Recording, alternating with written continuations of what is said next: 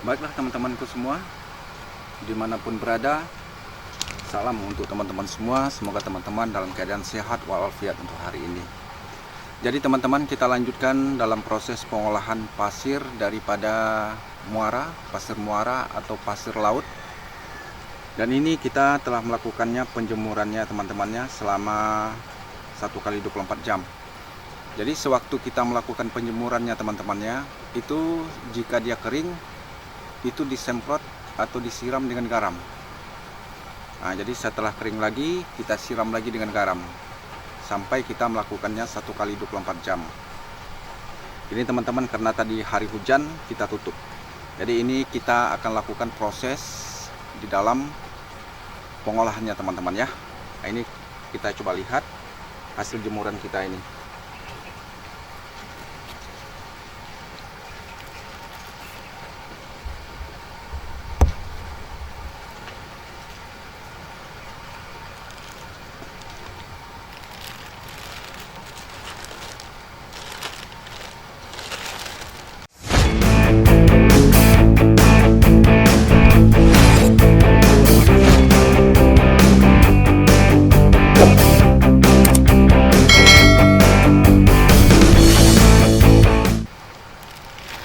Jadi ini teman-teman, ini hasil jemuran, kebetulan tadi hari hujan juga, dan ini telah kita lakukan penjemuran.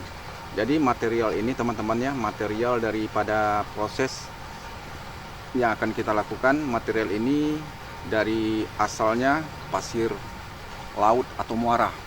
Jadi persimpangan itu muara menuju ke laut, disitulah yang kita ambil materialnya. Jadi material ini teman-teman itu mengandung atau bercampur dengan pirit.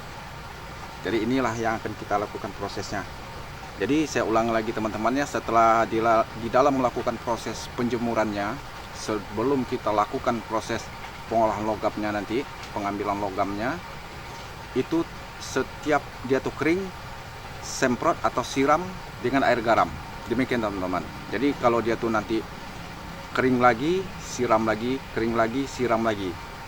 Nah, selanjutnya setelah itu dibiarkan itu beberapa saat agar terjadi korosi ya teman-teman ya, terjadi korosi, jadi mempermudah kita di dalam melakukan proses pengambilan logamnya nanti.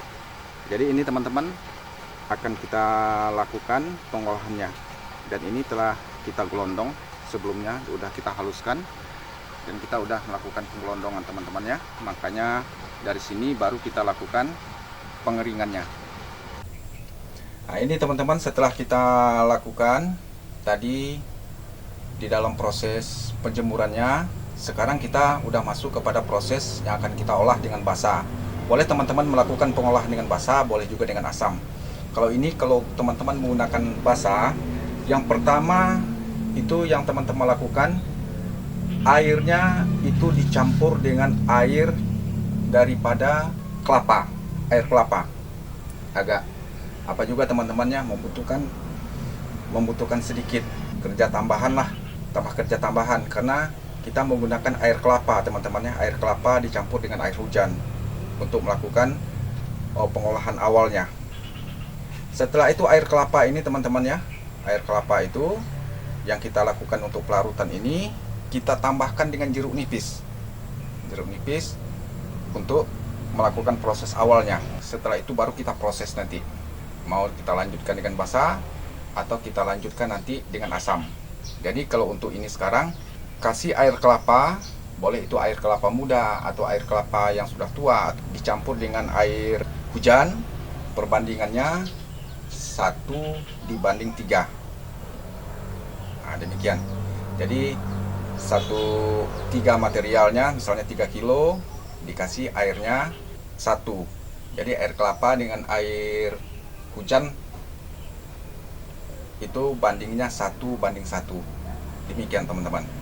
Jadi ini telah kita masukkan air kelapa di dalam teman-temannya.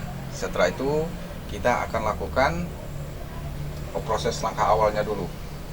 Jadi langkah awalnya ini yang perlu sekali untuk proses mempermudah nanti untuk mengambil atau melarutkan emas pada material tersebut. Ini kita lakukan pengadukannya teman-teman ya. Kita coba aduk dulu.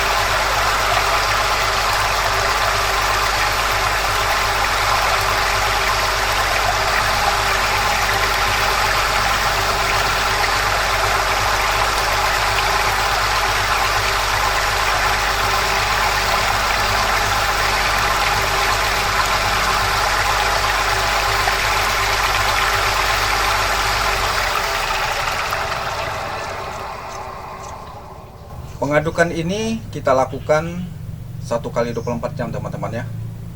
On time 1 kali 24 jam itu kita lakukan pengadukannya. Setelah nanti selesai 1 kali 24 jam, baru nanti kita lakukan proses pengolahannya menggunakan asam atau basa. Jika menggunakan basa, seperti biasa lagi teman-teman, gunakanlah sianida.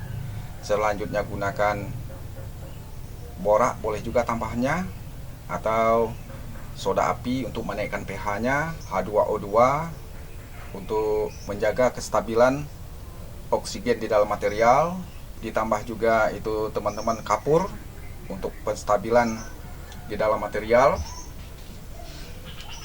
Dan seperti biasa yang kita gunakan di dalam pengolahan dalam sistem basa. Nah, kalau teman-teman melakukan dengan sistem asam, seperti biasa, teman-teman bisa menggunakan air raja untuk melakukan pengolahannya. Nah, demikian teman-teman. Semoga ini bisa menjadi motivasi buat teman-teman dan mempermudah kita untuk mengambil logam mulia atau melarutkan logam mulia menjadi ion-ion di dalam larutan yang mengandung atau bercampur dengan pirit.